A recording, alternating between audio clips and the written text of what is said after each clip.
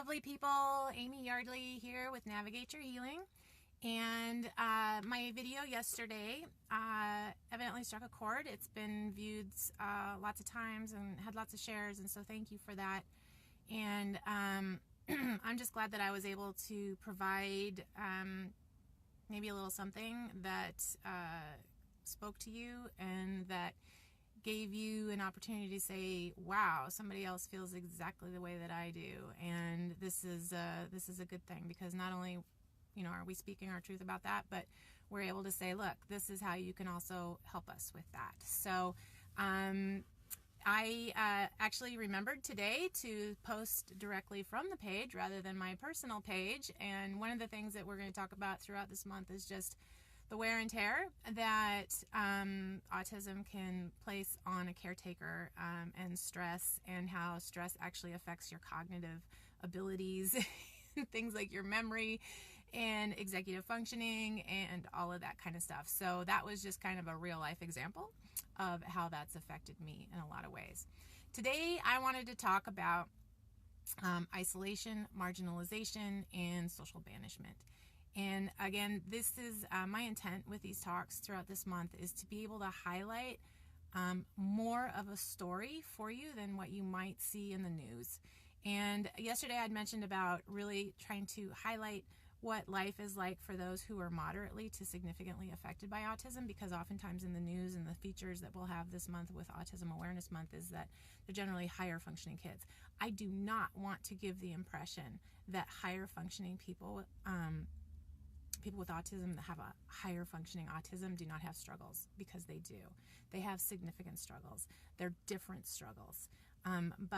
So I don't want to give anyone that impression at all.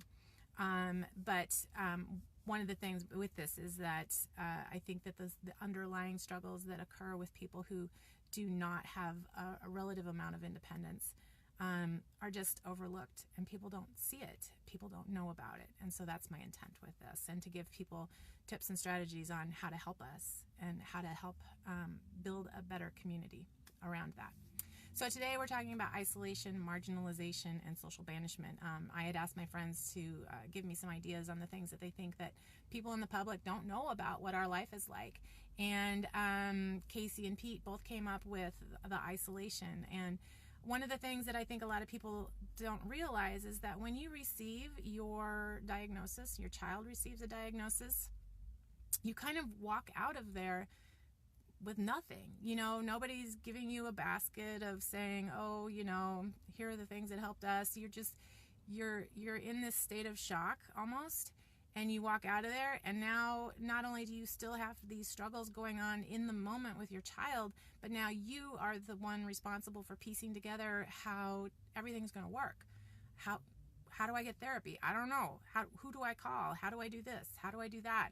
How do I do any of this? And so it's incredibly isolating. And of course, the nature of autism is that it is it's a disorder that has communication difficulties and also stereotypic behaviors that can sometimes be like obsessive thinking, obsessive thoughts, obsessive stereotypical movements like stimming. And our kids behaviorally look different. and oftentimes those behaviors, those very different behaviors that they cannot control and are not a discipline issue, but those behaviors are the very kinds of behaviors that make it very, very difficult to be out in public, and make it very difficult to remain a part of a community. And therefore, that's how this becomes very, very isolating. And because you have these relationship and communication difficulties, of course, it's difficult to maintain friendships for families, and as a child or as an individual with autism, it's difficult to create friendships, and therefore it's just a very lonely life. It's very lonely, and so it's really, really, really isolating. And you know, it's one of those things where we have to charge ourselves up every single day to be able to kind of face the day and face what it is we're going to do. because we have a tendency to self-isolate because of that. Sometimes it's just so hard to be out in public and to be out and doing things, that it's just easier to stay at home. It's just easier to not do anything. And that's not a good place to be either. So, one of the things that happens characteristically when we're, from my experience with my kid being out in public, is that he has a great deal of difficulty waiting or understanding what the social rules are. And so there's a lot of loud noises. There's a lot of movement, a lot of loud noises.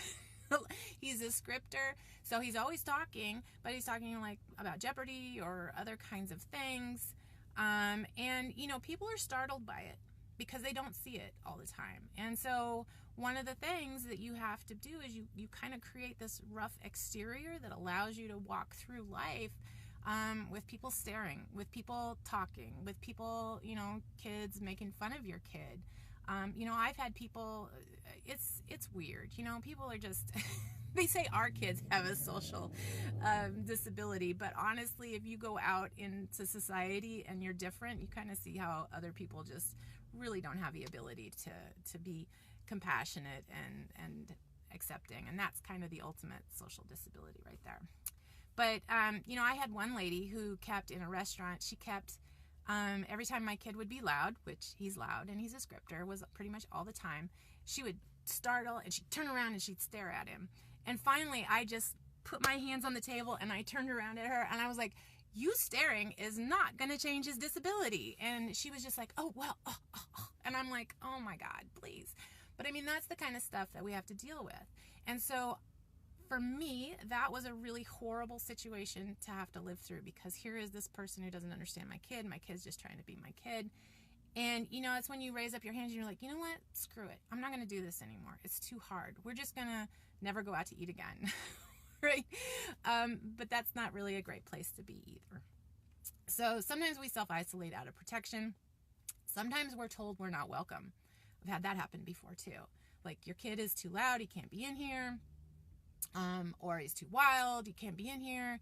All of that kind of stuff. And sometimes we are funneled into special events. Special sensory events or special needs presentations. And, those events, they serve a purpose. They serve as a good gateway for people to experience something. And, you can you think of that and you go, well, this is an activity where there's going to be a lot of special needs people there.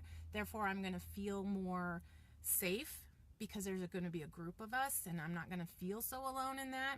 And that's great. I think they're great gateway types of activities. It's when people only want us to attend those events because they're special needs, that's where it's kind of an issue for me. So we always have to push ourselves every single day to be brave and to go out and do the things that we need to do, to go out and do the things that we want to do, to go out and do new things so that our kids can have new experiences regardless of how other people in society view them. And that's really kind of what acceptance is all about and what awareness is about. It's like, look, people are different. He's not going to stop talking. That is not a discipline issue. That is a brain issue. My kid's not going to stop moving because that is not a discipline issue. That is his disability. That is his brain issue. And honestly, I know it's hard to be out there and to do that, but it's what we have to do. And so if you are somebody in society who's not affected by autism directly, please know that your friends and families who are dealing with autism are lots of times not okay. So you could come in and do some check-ins. You can email them. You can text them. Say, hey, I was thinking of you. Hope everything's okay. Just check in with us. Ask us how we're doing. Because lots of times we do need that connection. We're human beings. We're social beings by nature. And the more we isolate, the harder it is to continue to socialize. And I have so many autism parents who call themselves introverts, and I'm like, well, I don't think you're naturally introverted. I think that that's just the way your life has become, and you've become kind of used. isn't freezing. You become used to being isolated, and therefore when you get put into social circumstances, it's really hard to deal with because you're not used to it anymore. So check in with us. Keep inviting us to your activities. But please know that there's probably going to be instances a lot of times where we're not able to make it. And not because we don't want to, but just because the stars didn't exactly align the way that they needed to in order for us to make it. It takes sometimes a huge monumental effort for us to be able to do things like meet up for girls' night, because we have to have somebody watch the kids. We have to have everything in a line. We have to have their food all set up. We have to have everything perfectly set up in order for us to be able to do that. So keep inviting us, even if we don't show up. Just keep inviting us. Take our accommodation requests seriously. So my kid is crazy afraid of dogs. So if I'm going to go somewhere and I'm going to ask you if you have a dog, well, yes, we have a dog. I was like, okay. Can you put the dog outside while we come over? That's the only way my kid's going to be able to come over. Or, just anything like that. Or like if we're going to meet up at a park, and it's like, oh yeah, let's meet up at the park. Okay, can you please not bring your dog? But then you bring your dog anyway. And it's like, oh, well, I thought it'd be okay. And you're like, no, it's not okay. That was my specific accommodation request. And you may not think it's very serious, but to me, it was incredibly serious, and it's a deal breaker. So please take our accommodation requests seriously. And again, don't take it personally if we can't follow through, because it's literally like the stars aligning for us to sometimes be able to do things outside the norm of what we've got set up. And if you yourself are a parent and you're feeling isolated, I know it's so hard, but you have to push yourself to go outside of your boundaries of feeling safe. And I've been there. It's just sit there and you go, oh, just praying as hard as you can. It's like, oh Lord, please let this go okay. Please let this be okay. Please let me walk out of here with grace and composure. Because it can be really, really hard to deal with it and with people's nonsense. And we can talk about how I don't care about how other people act or react, but it still hurts. It stings. And so it's important that we push ourselves and that we support ourselves in doing it, and there's strength in numbers. So call somebody to come with you. It's like, I got to take my kid to the grocery store. Can you come with me? Because it just feels safer when I have another person there on my team to go through that. So we're all in this together ultimately. And, we feel isolated and marginalized and feel like we've been socially banished, but it doesn't have to be that way. And it's a reality of this life, but we can take steps to be able to reach out to each other and connect to each other, and to ultimately rise above that. So I'm again in my mom van, getting ready to go work out, and I just joined a gym again, and I have to tell you, it took me a lot of courage to be able to do that, because I was so content just kind of hanging out in my house and not really doing a lot of stuff for myself in that way. So when I give you this advice about really walking through your fear and stepping through your fear and breathing through your fear, I live that every single day. So I hope you have a great, Tuesday. And our next topic will be something, I think I'll probably talk about comorbid conditions that accompany with autism, some things that people don't necessarily realize with that. So if you have any comorbid conditions that you'd like me to touch on, leave a comment, and we will hopefully in the next day or two be able to do that. So love y'all and have a great day.